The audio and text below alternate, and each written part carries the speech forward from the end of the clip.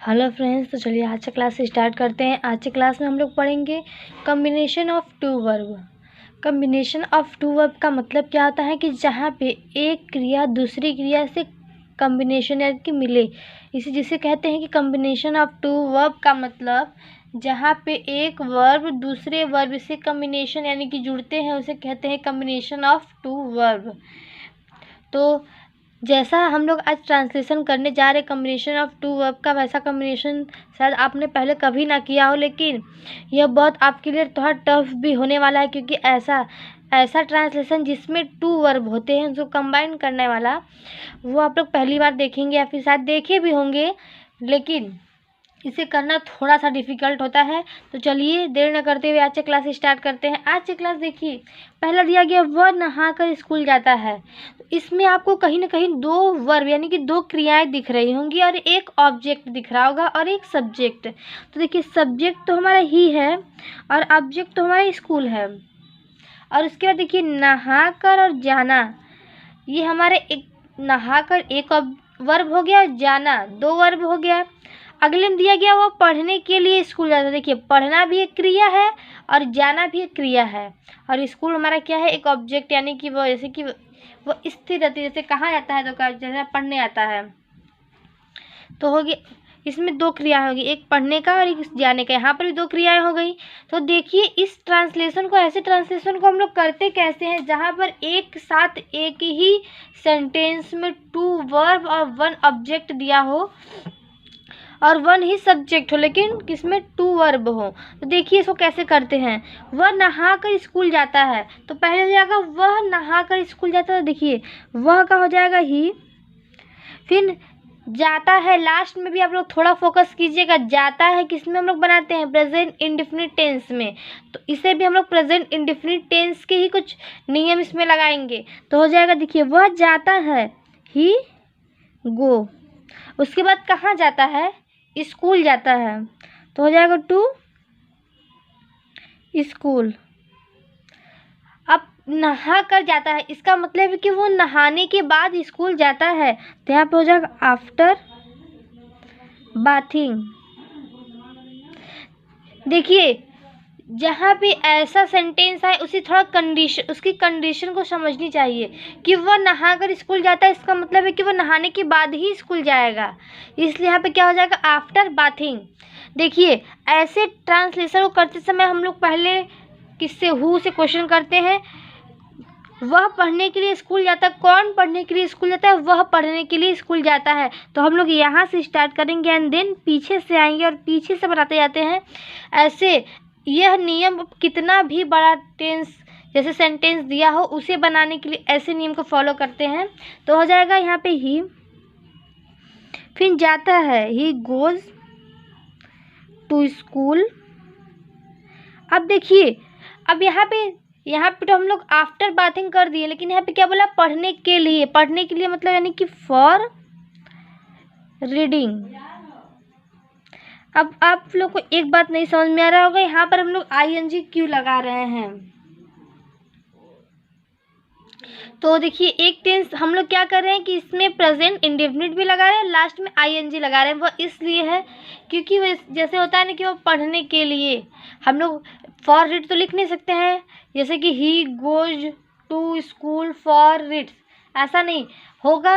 यहाँ पे आईएनजी लगाने, अगर हम लोग यहाँ पे रीड ही लिख देंगे तो ये सेंटेंस बिल्कुल भी अच्छा नहीं लगेगा। इसलिए ये इस सेंटेंस का स्ट्रक्चर यही है कि जहाँ पे टू वर्ब्स आए उसे अगर लास्ट में ता है तो उसे हम लोग प्रेजेंट इंडेफिनिट की तरह बनाते हैं। उसके बाद जो हम लोग का दूसरी क्रिया होती है उसमें आईएनजी ऐड करते हैं। आगे दिया गया, वह घूमने के लिए बाजार जाता है, तो हो जाएगा he goes to market for, घूमना क्या होता है, वॉकिंग।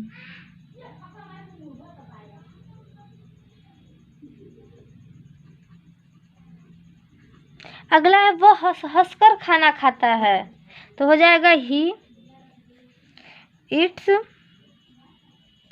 फूड।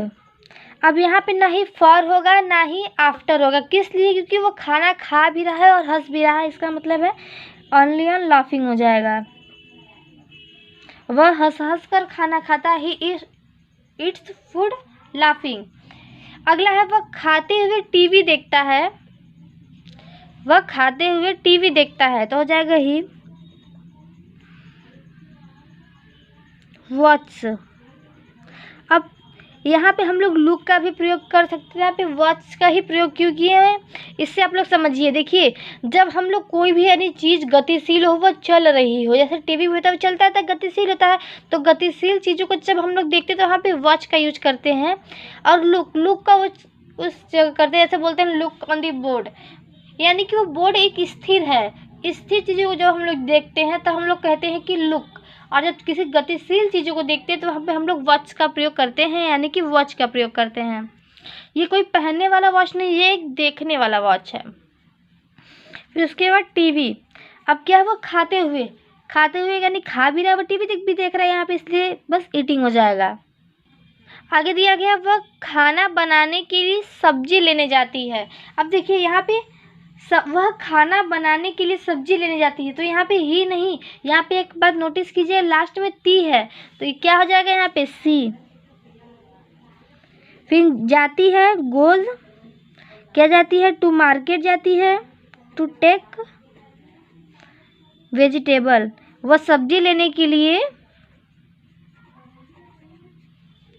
सॉरी वह खाना बनाने के लिए सब्जी लेने जाती है, तो हो जाएगा he goes to take vegetable, वह जाती है सब्जी लेने के लिए फॉर मेकिंग। यहाँ से फिर आइए, यहाँ से ऐसे जैसे हम लोग यहाँ से स्टार्ट करते हैं तो फिर हम लोग है के पास से जाते हैं, फिर यहाँ से हम लोग उल्टा चलना चलते हैं, तो यहाँ पे हो जाएगा फॉर मेकिंग, फिर उसके बनाने के बाद किसके लिए, खाना फूड। तो यह ट्रांसलेशन बनाने का एक सबसे अच्छा नियम होता है, पहले हम लोग हु से क्वेश्चन करते हैं, हमें सब्जेक्ट मिल जाता है, उसके बाद सब्जेक्ट अगर यहाँ पे हमारा बीच में है तो हम लोग पहले इस साइड चलते हैं, अगर यहाँ तक पूरा ख़त्म हो जाता है तो फिर हम लोग लास्ट से चलना शुरू करते हैं, और जहाँ से हम लोग स्टॉप किया रहते हैं वहाँ तक हम लोग पहुँचते हैं। यह ट्रांसलेशन बनाने का एक अच्छा रोल है, इससे हम लोग कितना भी बड़ा ट्रांसलेशन हो उसे कर सकते हैं, कितना भी बड़ा सेंटेंस दिया उसे हम लोग बना सकते हैं, उसे कैरी कर सकते हैं। आगे दिया गया है बच्चे दौड़ते हुए स्कूल जाते हैं, तो हो जाएगा द चिल्ड्रेन, चिल्ड्रेंस नहीं होगा क्योंकि चिल्ड्रेन ही हमारा एक बहुवचन है, तो हो जाएगा the children go to school. कैसे जाते हैं, दौड़ते हुए। अब देखिए जहाँ पे दौड़ते हुए खाते हुए आए वहाँ पे फॉर आफ्टर ऐसा कुछ भी यूज नहीं होता है, ऑनली जो हो जाएगा, जो वर्ब दिया रहेगा उसी वर्ब को लिखकर उस वर्ब में आईएनजी प्लस कर देते हैं। तो आई होप आपने जो आज पढ़ा कॉम्बिनेशन टू वर्ब का, ये आपको अच्छे से समझ में आ गया। अगर नहीं भी समझ में आया तो एक बार कमेंट बॉक्स में कमेंट कर दीजिएगा, मैं इसकी क्लास एक दोबारा रख देती हूँ, क्योंकि ये सब जो सेंटेंस होती हैं इसी सेंटेंस के बेसिस हम लोग क्या बोलते हैं, बड़े बड़े सेंटेंस को एक साथ करते हैं, स्टोरी की तरह बनाते हैं, और इससे हम लोग अपनी स्पीकिंग सीखते हैं। तो सो प्लीज़ थैंक यू। अगर आप हमारे चैनल पर पहली बार आए तो हमारे चैनल को लाइक और सब्सक्राइब जरूर करें।